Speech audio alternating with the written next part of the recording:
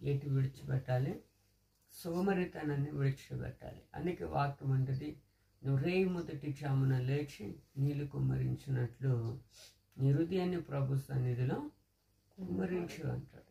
జ్ఞానం కలిగిన వాడు ఏం చేస్తాడు అంటే ఆ సమయాన్ని వృధా చేయకుండా కాపాడుకొనగలుగుతాడు. అందుకే వాక్యం అంటది, దినములు చెడ్డవి కనుక సమయమును పోనీయక సద్వినియోగము చేసుకో.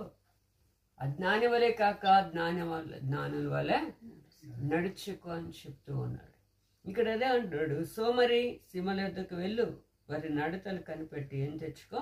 జ్ఞానం తెచ్చుకో. ఎందుకంటే సోమరితనము మనిషి యొక్క జీవితాన్ని నాశనము చేస్తుంది. అందుకే సోమరితనాన్ని విడిచిపెట్టాలి. మనిషికి ఏముండకూడదు? సోమరితనం.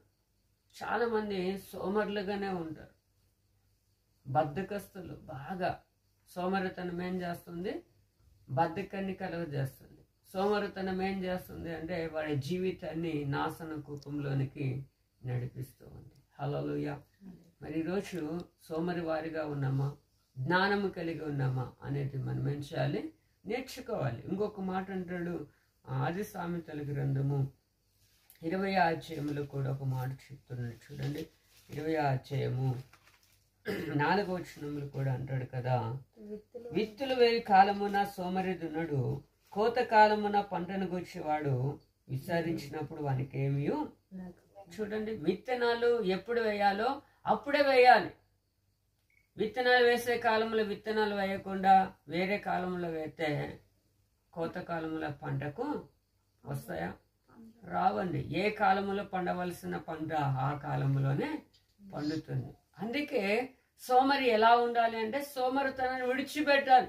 జ్ఞానవంతుడు ఏం చేస్తాడంటే ఏ కాలంలో ఏది చేయాలో, ఏ సమయంలో ఏది చేయాలో జ్ఞానం కలిగి ఉంటాడు. అందుకే మనలో ఉన్న సోమరితనాన్ని మనం ఏం చేయాలి? విడిచిపెట్టాలని వాక్యం చెప్తుంది. ఇంకా అదే సామెతల గ్రంథములు అంటాడు, 10వ అధ్యాయము 26వ వచనములు కూడా అంటాడు కదా, సోమరితనను పనిపెట్టు వారికి పండ్లకు పులుసు అంటేవాడు, కండ్లకు పొగ వంటివాడు. చూడండి, కళ్ళకు ఎలాంటి వాడట? పులుసు వంటి వాడు. హల్లెలూయా. పండ్లకు పులుసు వంటి వాడు, కండ్లకు పొగ వంటి వాడు అంట సోమరివాడు.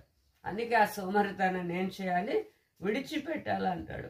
అదే సామెతల 6వ అధ్యాయము 9వ వచనములు కూడా మాట చెప్తున్నాడు. చూడండి, అక్కడ అంటాడు, సోమరి ఎందాక నువ్వు పడుకొని ఉందువు, ఎప్పుడు నిద్ర లేచెదవు.